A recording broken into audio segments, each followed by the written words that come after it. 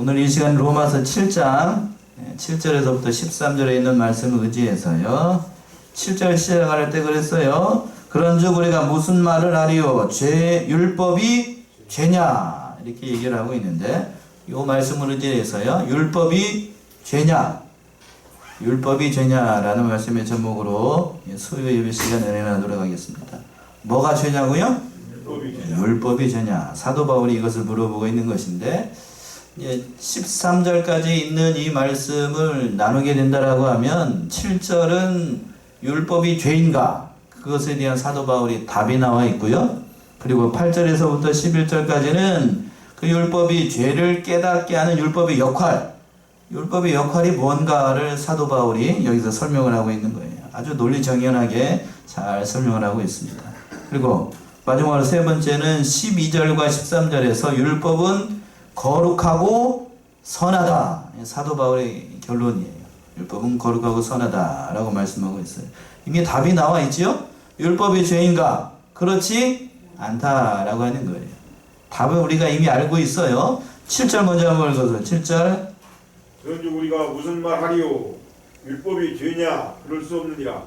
율법으로 말미암지 않고는 내가 죄를 알지 못하였으니 곧 율법이 탐내지 말라 하지 아니하였다면 내가 탐심을 알지 못하였으리라. 예, 율법이 죄냐? 그럴 수 없느니라. 사도 바울이 묻고 답하고 있어요. 이 얘기는 앞에서 이미 우리가 그랬죠? 우리가 율법에 대해서 살았다고요? 죽었다고요?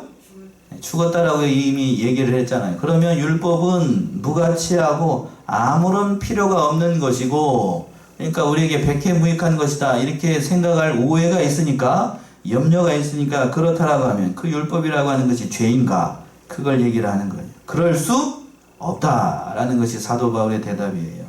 그러니까 무익하고 쓸모없고 그런 것을 하나님께서 우리에게 주실 이유가 없지요?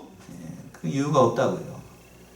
그러니까 또 죄의 정욕이 율법으로 말미암아서 왔다고 해서 율법이 죄를 조장한다, 율법이 죄를 만든다라고 생각해서도 안 돼요. 율법이 무익하지도 않고 율법이 죄를 만드는 것도 아니에요. 두 가지 초점 아시겠어요? 율법은 결코 무익한 게 아니고 율법이 죄를 만드는 게 아니라고 하는 거예요. 이 두 가지를 놓치면 안 됩니다. 그러니까 무가치하다고 생각하거나 또는 율법이 죄를 만든다라고 생각하면 그거는 하나님을 못 오가는 거예요. 누가 율법을 만들었기 때문에?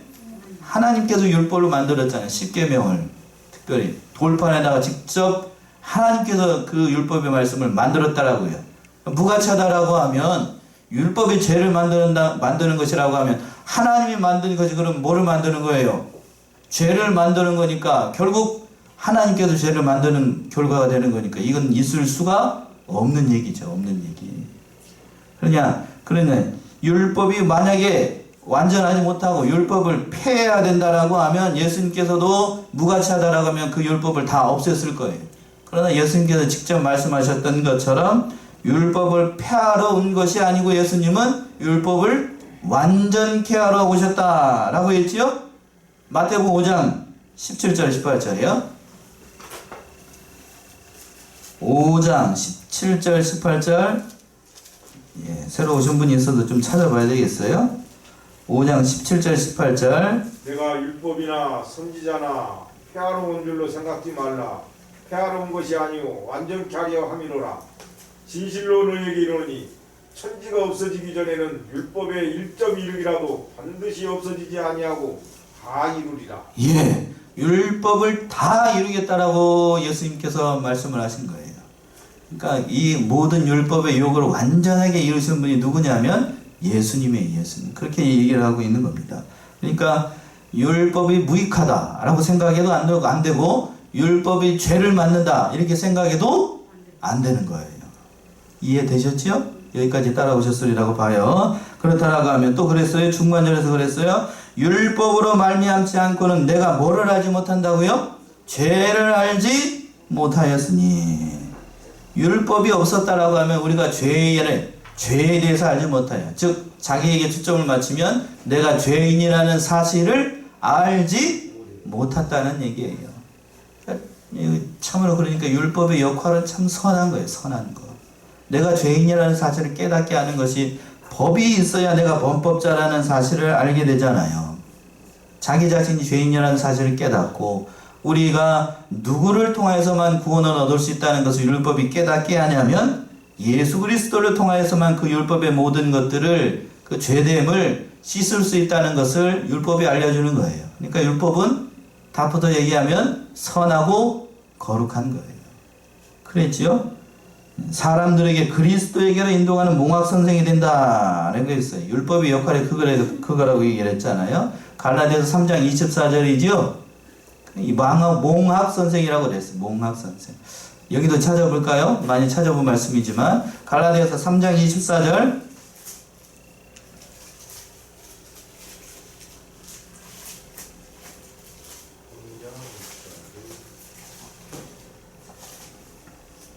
이같이 율법이 우리를 그리스도에게로 인도하는 몽학 선생이 되어 우리로 하여금 믿음으로 말미암아 의롭다함을 얻게 하려 함이니라. 예, 믿음으로 말미암아 우리에게 의롭다함을 한다.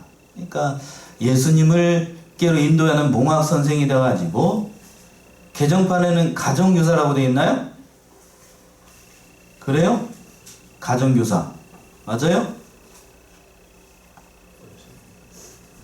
초등교사라고 되어 있나요? 아무튼 뭐라고 되어 있어요.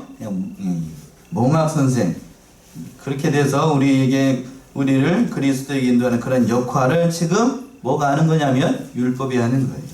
또 그 예를 들어서 7절 하반절에서 보시면 뭐라고 얘기를 했냐면 율법에 탐내지 말라 하지 아니하였다면 내가 뭐를 알지 못한다고요? 탐심을 알지 못해요. 그러니까 율법이라는 항목 가운데 탐욕에 대해서 얘기를 했기 때문에 내가 탐심이 있다는 사실을 알게 된다고 하는 겁니다. 율법의 항목이 없었다라고 하면 곧 법이 없었다라고 하면 내가 그 법이 어떠한 것인지를 알지 못한다라고 얘기하는 거예요. 그러니까 율법의 역할은 참 중요한 역할을 하는 거예요. 그래서 8절에서부터는 구체적으로 이 사도 바울이 죄를 깨닫게 하는 율법의 역할을 잘 풀어서 설명을 하고 있어요. 먼저 8절 한번 보세요. 8절 그러나 죄가 기회를 타서 계명으로 말미암아 내 속에서 가장 탐심을 이뤘나니 이는 법이 없으면 죄가 죽은 것임이니라. 예, 죄가 뭐를 타서? 기회를 타서 계명으로 말미암아 내 속에 각양 탐심을 이루었다라고 얘기를 하고 있는데 여기서 기회를 탔다라는 얘기는 헬러 단어가 여기서 중요한데요. 작전 기지로 세웠다는 거예요.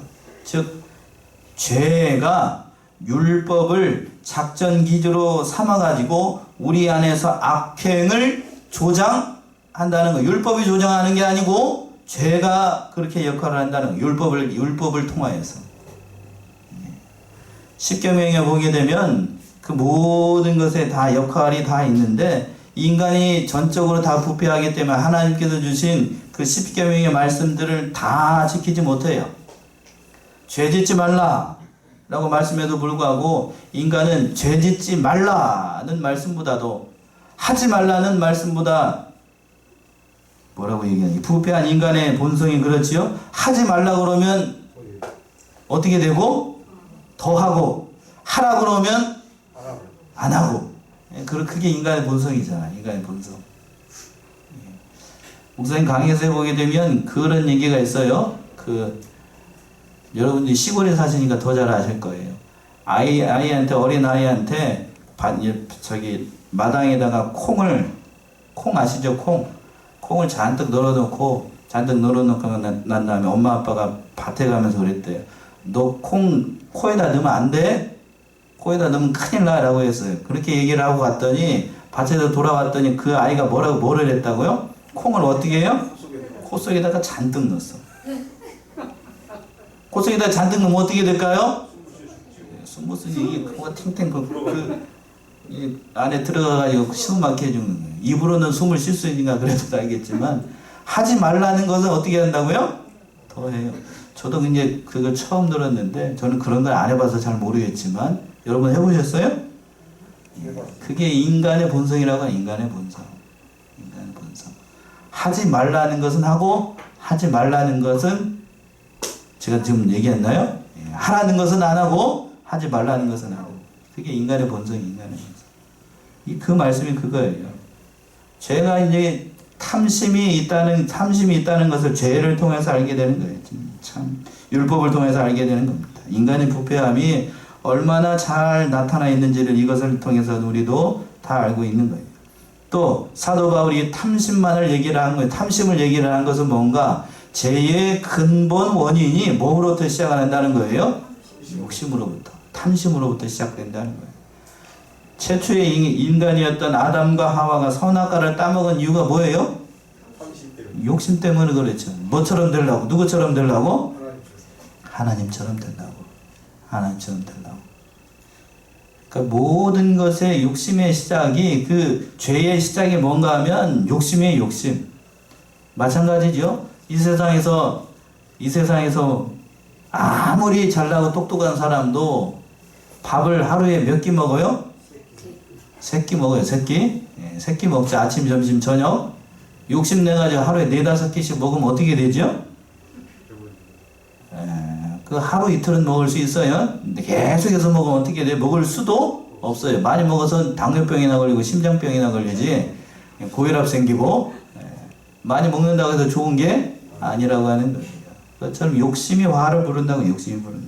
그래서 사도 바울이 지금 탐심에 대해서 이렇게 얘기를 하고 있는 거예요. 죄의 출발점이 탐심으로부터 욕심으로 나타나기 때문에 사도 바울이 그 얘기를 하고 있는 거예요. 9절 보시면 또 뭐라고 얘기를 하고 있나요? 9절 읽어보세요. 전에 법을 깨닫지 못할 때에는 내가 살았더니 계명이 이름에 죄인은 살아나고 나는 죽었도다. 예, 전에 법을 깨닫지 못할 때는 누가 살았고? 내가 살았어요. 전에 법을 깨닫지 못했다는 것은 율법을 제대로 알지 못했을 때에는 내가 살았습니다. 즉 자기 자신이 죄인이라는 사실을 알지 못하고 이만하면 됐지 그리고 떵떵거리면서 잘 살았다라고 하는 거예요. 그랬던가요? 우리가 그랬죠. 우리가 사도 바울 자신도 그랬고 예수 그리스도를 만나기 전에는 참으로 이거에 기고만장했던 거예요. 기고만장했어요. 자기가 세상에서 제일 잘난 줄도 알고 그렇게 살았던 거예요. 그런데 계명이 이름에 뭐가 살아나요? 죄는 살아나고 나는 죽었도다. 계명이 이러니까 하나님의 그 거룩하신 율법이 나에게 딱 조명해 보니까 자기 자신 앞에서 뭐가 발견되냐면 죄라는 것이 발견이 돼요. 여러분도 그런가요? 하나님의 말씀을 계명은 하나님의 말씀이에요. 하나님의 말씀을 읽을 때마다 자기 자신을 발견해야 정상입니다. 맞나요? 예, 정상이에요. 그게 정상이에요. 그게 정상. 그러니까 나는 죽었도다 하는 말이 무슨 말인지를 아는 거예요. 나는 죽는구나. 이렇게 살다가는 내가 죽는구나. 실제로 죽는구나. 이런 사실을 깨닫게 되는 거예요. 사도 바울이 지금 그 얘기를 하는 거예요. 나는 죽었다라는 얘기는 실제로 죽었다라는 의미보다도 내가 참으로 죄인이라는 사실을 깨닫게 되는 거예요. 하나님과의 관계가 끊어지고 그런 죄인이라는 사실을 더욱더 깨닫게 되는 거예요. 그러나 어떤 의미에서 보게 되면 영적인 의미로 얘기를 하게 되면 자기가 죽었다라는 사실, 자기가 죄인이라는 사실을 깨달은 것이 하나님께서 주신 크신 은혜예요. 은혜. 맞나요? 사도 바울이 그랬지요. 날마다 나는 사노라 죽노라 라고 얘기를 했어요. 날마다 자기 자신을 죽인다는 얘기일까? 그런 의미가 아니고 하나님의 말씀에 비추어서 나는 날마다 나를 부인하고 오직 하나님의 말씀에 비추어서 자기 자신을 복종한다는 얘기예요. 우리가 이렇게 살아야 되겠어요. 이렇게 살아야 돼. 하나님 앞에서 겸손하고 자신의 부족을 알고 다른 사람을 나보다 낮게 여기고 여기서 낫이라고 하는 건 시옷받침 낫이죠. 지읒받침 낫이 아니고 맞아요? 예. 나보다 낮게 여기라고 했더니 그래 네가 나보다 잘난 놈이냐 이런 식으로 보면 안 되고 이렇게 봐야 돼. 이렇게 다른 사람 나보다 존중하고 인격을 배려하고 그렇게 살아야 됩니다. 또 10절 보시면 10절 뭐라고 얘기하고 있나요? 10절이요. 생명에 이르게 할 그 계명이 내게 대하여 도리어 사망에 이르게 하는 것이 되었도다. 예. 이 말씀이 참 오묘한데, 생명에 이르게 할 계명이 하나님께서 우리에게 율법, 말씀, 계명을 주신 이유가 뭐냐면 뭘 주시려고? 생명을 주시려고. 여기까지만 읽으면, 그러니까 하나님께서 모든 율법의 말씀들을 주시는 것은 뭔가 하면 그 말씀을 지키고 순종해서 하나님과 더불어서 영원히 사는 것이 율법을 주신 목적이에요. 그게 율법을 주신 목적이라고요. 그렇다라고 하면 사람이 그 율법의 모든 말씀들을 지킬 수 있는 능력이 있었는가를 봐야 되겠죠? 범죄하기 전에, 에덴 동산에서 선악과를 따먹기 전에 아담과 하와는 그 모든 율법의 말씀들을 지킬 수 있었을까요? 없었을까요? 있었어요. 있었다고요. 하나님께서 선택을 하고 하셨습니다. 인간에게는 자유의지를 주셨어요. 선악과를 따먹을 수도 있고 또 어떻게 할 수도 있고 따먹지 않을 수도 있는 권리를 누구에게 주셨냐면 인간에게 주셨어요. 인간에게. 다른 피조물에게는 없어요. 천사에게도 그런 권리를 주시지 않았어요. 누구에게만 주셨다고요? 인간에게만. 인간에게만. 다른 이 세상에 그 뭐 잘난 그런 동물들, 천사들 그런 거 권리가 없어요. 오직 누구에게만? 인간에게만. 그 동산 중앙에 있는 선악과를 네가 따먹을 수도 있고 따먹지 않을 수도 있다. 그러나 그 결과에도 책임을 누가 지는가? 네가 져야 돼. 이게 하나님께서 율법을 주신 목적이에요. 사람은 로봇가 아니에요. 그런데 인간은 아담과 하와는 뭐를 선택을 했는가? 따먹는 걸 선택을 했어요? 따먹지 않는 걸 선택을 했어요? 따먹는 걸 선택을 했어요. 따먹으면 어떻게 된다고 그랬죠? 정령 죽는다. 진짜로 죽었어요. 그래서. 그러니까 부인할 수 없는 사실이에요. 사실. 그래서 그 뒤에 있는 10절 후반절에 있는 말씀이 그 말씀이에요. 생명에 이르게 할 그 계명이 내게 대하여 도리어 뭐를 이루게 했다고요? 사망에 이르겠어요. 하나님께서 그 모든 율법의 말씀들을 지키면 살리라 라고 주신 그 말씀을 지키지 않으므로 인간이 죽게 됐다는 얘기예요. 레위기에서는 이렇게 표현했어요. 레위기 18장 5절 한번 보세요. 레위기 18장 5절.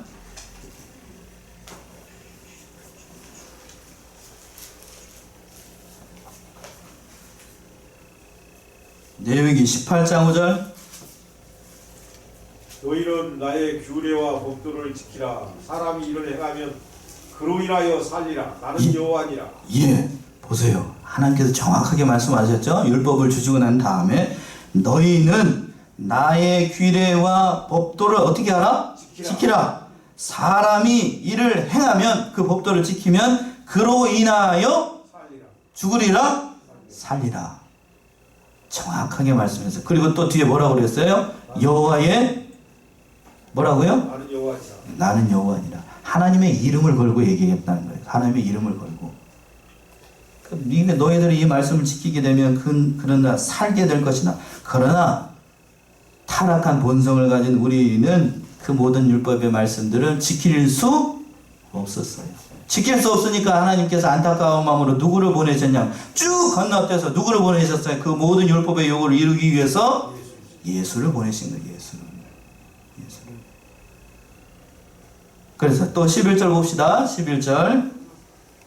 저희가 기회를 타서 계명으로 말미암아 나를 속이고 그것으로 나를 죽였는지라. 예, 사도 바울의 안타까운 심정과 그리고 우리 모든 인간들에 대해서 얘기하는 것인데, 제가 기회를 타서 계명으로 말미암아 누구를 속이고 나를 속이고 그것으로 나를 어떻게 한다고요? 죽였는지라. 이 말씀은 사도 바울의 고백이면서 동시에 또한 누구의 고백이 될 수도 있냐면 인류의 시조였던 누구의 고백이 될 수도 있을까요? 아담의 고백이에요. 아담의 고백. 그 죄가 누구를 속였어요? 나를 속이고 나를 어떻게 만들었어요? 죽게끔 만들었어요. 죽게끔. 그 상태를 지금 사도 바울이 이렇게 얘기를 하고 있는 거예요. 나를 속였어요. 그 사단이 율법을 통하여서 그 모든 것들을 속이고 살겠다라는 말씀을 속였잖아요. 그래서 정령 죽었어요. 그렇게 된 겁니다. 그렇게 되니까 그 모든 율법의 말씀들은 모든 것이 다 이루어지니까 궁극적으로 율법을 통해서 자기 자신 죄인이라는 사실을 깨닫게 되니까 마지막 대주로 와가지고 12절 보시면 율법이라고 하는 것이 그러면 거룩한 것인가 아니면 악한 것인가를 얘기를 하는 거예요. 12절이요. 12절. 이로 보건대 율법도 거룩하며 계명도 거룩하며 의로이며 선하도다. 예. 사도 바울이 얘기하고 싶은 게 이 대목이에요. 이로 보건대 율법도 어떻게 하고 거룩하고 계명도 거룩하고 또 의로우며 선하도다. 여러분들이 하나님의 말씀을 대할 때에 하나님의 말씀이라고 하면 그래도 성도들이 조금 뭐라고 얘기해야 될까요? 좀 거부감이 덜한데 율법 또는 계명 이렇게 얘기를 하면 뭐라고 얘기를 해야 되냐면 아직도 그런 교회가 있습니까? 이렇게 얘기합니다. 맞아요? 율법이나 또는 계명이나 말씀이나 다른 얘기예요? 같은 얘기예요? 같은 얘기죠. 같은 얘기예요. 같은 얘기. 이게 모든 하나님의 말씀은 거룩하고 의롭고 선해요. 그러니까 모든 말씀들은 우리가 다 지켜야 될까요? 안 될까요? 지켜야 되는 거예요. 선하니까. 문제는 율법이 다 선해요. 문제는 뭐가 문제인가? 율법은 선한데 그걸 지키는 사람이 선하다 악하다? 악하다는 거예요. 율법은 선해요. 그걸 지키지 못하는 사람이 문제가 되는 거예요. 사람이 문제가 되는 거예요. 그래서 13절의 말씀이 그 말씀입니다. 오늘 마지막 절 13절. 13절 한번 보세요. 그런즉 선한 것이 내게 사망이 되었느뇨 그럴 수 없느니라. 오직 죄가 죄로 드러나기 위하여 선한 그것으로 말미암아 나를 죽게 만들었으니 이런 계명으로 말미암아 죄로 심히 죄되게 하려 함이니라. 예. 그런즉 사도 바울이 얘기하고 있어요. 선한 것이 내게 사망이 되었느뇨? 답은 그럴 수 없느니라. 선한 율법이 선하고 거룩한 율법이 우리에게 사망을 준 것인가? 아니라고 하는 거예요. 율법이 사망을 준 게 아니고 죄가 사망을 준 거예요. 예. 정확하게 하셔요. 죄가 사망을 준 게 여기 뭔 소리야? 율법이 사망을 준 게 아니고 죄가 사망을 주게 만든 거예요. 그래도 그 뒤에 있잖아요. 오직 죄가 뭐로 드러나기 위해서 죄로 드러나기 위해서 선한 그것으로 곧 율법으로 말미암아 나를 뭐 어떻게 만들었어요? 죽게 만들었다는 거예요. 그러니까 죄라고 하는 것이 얼마나 악한 존재인가를 깨닫게 되는 거고 이는 계명으로 말미암아 죄로 심히 뭐 되게 한다고요? 죄되게 한다. 죄로 더욱 죄되게 한다는 것은 그 율법을 통하여서 자기 자신이 누구인가? 죄를 인한 사실을 더욱더 깨닫게 된다는 얘기. 어려운 얘기 아니에요. 어려운 얘기가 아닙니다. 지금 사도 바울이 그 얘기를 하고 있는 거예요. 그러니까 우리는 율법의 모든 말씀들 자기 자신이 율법에 비추어서 어떠한 사람인 것을 깨닫는 것이 하나님께서 주신 가장 큰 은혜라는 사실을 사도 바울이 지금 얘기하고 있는 거예요. 율법의 역할 참으로 중요한 겁니다. 그러니까. 율법의 역할은 그 내가 하나님 앞에서 봤을 때에 누구라는 사실을 깨닫게 하는가? 의인이라는 사실을 깨닫게 하는가? 죄인이라는 사실을 깨닫게 하는가? 예. 의인이라는 사실이요? 죄인이라는 사실을 깨닫게 해요. 그래서 깨달아서 누구를 발견하게 하는가? 그 율법을 통하여서 예. 그리스도에게로 인도합니다. 그리스도에게. 그래서 그리스도를 의지하여서 그 모든 역할을 하는 거예요. 율법의 역할이 그래서 절대로 악하거나 절대로 무익하거나 또는 율법이 죄를 만들거나 그런 것이 아니라고 하는 겁니다. 이 말씀 우리가 깨닫고 자 여기까지 하고요. 프린터로 보시면 오늘 이 말씀이 더 잘 이해가 될 수 있어요. 자 프린터 한번 보시면은요. 자 제19가 로마서 7장 7절에서부터 13절 율법이 죄냐? 라고 했습니다. 들어가는 말 보시면 우리는 지난 시간까지 로마서 6장에서는 우리가 뭐에 대해서 죽었다고요? 죄에 대하여 죽었다는 것을 또 7장 1절에서부터 16절까지는 뭐에 대해서 죽었다고요? 율법에 대해서 죽었다는 말을 살펴보았다. 어떻게 이것이 가능했는가? 누가 죽었기 때문에? 예수 그리스도께서 죄에 대한 대가를 자신의 뭘로? 몸으로 지불하셨기 때문이며 예수님께서 율법이 요구하는 온전한 순종을 지불하셨기 때문에 우리가 율법으로부터 뭐를 누릴 수 있다고요? 해방을 누릴 수 있었다. 어렵지 않지요? 예, 어렵지 어렵지 않습니다. 그런데 오늘이에요. 여기서부터 오늘이에요. 오늘 말씀은 혹시라도 있을 수 있는 잘못된 개념을 바로잡기 위한 말씀이다. 그것은 뭔가 하면 우리는 이제 율법으로부터 해방되었기 때문에 더 이상 율법은 어떠하다? 무가치하다라는 잘못된 개념을 바로잡기 위한 사도 바울의 심도 있는 말씀이다. 다소 어려운 말씀일 수 있지만 문제를 풀어보면 논리를 잘 따라가 보기 바란다. 성령께서 눈을 열어주시길 바란다. 예. 자, 보세요. 말씀 큐티 1번 7절의 말씀인데 율법이 죄인가? 그럴 수 없다고요.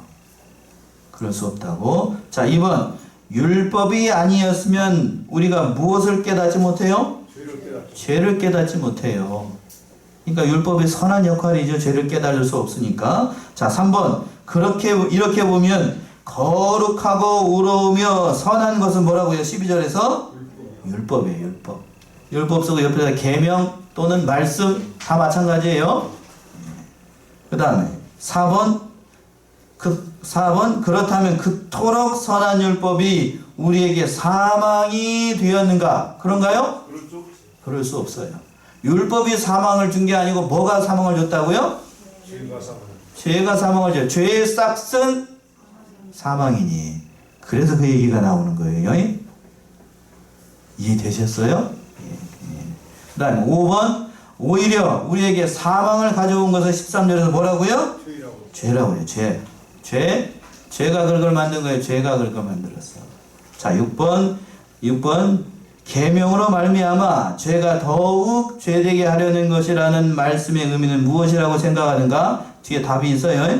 자, 힌트. 그것을 설명하기 위해 사도 바울은 7절에서 탐내지 말라는 계명을 예를 들어서 11절까지 설명하고 있다. 각주는 읽어보시고 나가는 말 보면 율법이 죄냐? 그럴 수 없다. 여기 보세요. 여기 보세요. 율법이 우리에게 사망을 가져왔는가? 그럴 수 없다. 결코 그럴 수 없다고. 율법이 사망을 가져온 게 아니에요. 율법은 선하고 거룩하고 의로운 것이다. 율법은 하나님의 뭘 닮았어요?